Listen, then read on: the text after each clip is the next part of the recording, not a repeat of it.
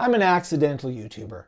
I didn't start this channel with some intention to reach a certain audience or to grow to a certain size number of subscribers or to make enough money to quit my day job. I just started this channel to help people. And as of the time that I'm recording this, I have 37,165 subscribers. I have over 4 million views on my channel. And, I'm happy with this channel. But it's a very small channel compared to the big channels out there. It's just a hobby for me, something that I enjoy doing. So I wanted to just turn on the camera today and I wanted to talk about this because I'm seeing a lot of videos out there that talk about starting a YouTube channel, especially if you're over 40 or 50. There are a lot of channels right now that are saying, hey, you should start a YouTube channel. And there are a ton of channels that give YouTube advice on how to start a YouTube channel. I've watched a lot of them when I first started and even today to get little hints and clues and things that I can do and that I can improve on. But they all basically boil down to this. Here's my 1-minute YouTube course. Just start, use the camera you have. When you get a chance, the first thing to upgrade is your audio. Then you should upgrade your lighting. Then you should upgrade your camera. When it comes to creating content, you should have a niche of a specific audience that you want to reach. You should have a thumbnail that is exciting and makes people want to click it by creating some sort of desire to click it and have some images on there that attract attention, that stand out. And you want to make sure that you have a good retention rate by telling stories that have a beginning, a middle, and an end so that the viewer sticks around. Well, there you go. There's my YouTube course. You can hit the super thanks down below for that. Well, not really. There's a lot more to YouTube, and a lot of these places that do offer courses on YouTube or advice on YouTube, they're really good and they'll give you a lot more detail on those things.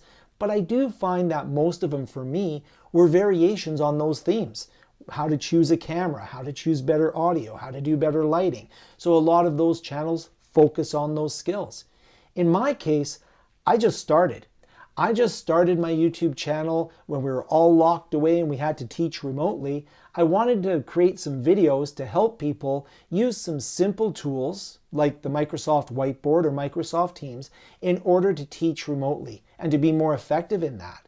And when I'm creating videos, I always just do the same. I think about an audience that I can help. Sometimes that audience is larger and sometimes that audience is fairly small, because I don't select my video topics or ideas and I don't create videos on a specific sub-niche that I just hammer and hammer and hammer. So I'll have videos that will get maybe a couple hundred views and somebody will say, you helped me. That's a win. And sometimes I'll get videos that'll get 1,000 views and a few that have even gotten tens, hundreds, thousands of views. I have one that's approaching, I think, almost 1 million views. Those are videos that I created to just help people. And I think that when you're thinking about starting a YouTube channel, you too can be successful by accident, by just creating the content and not overthinking it.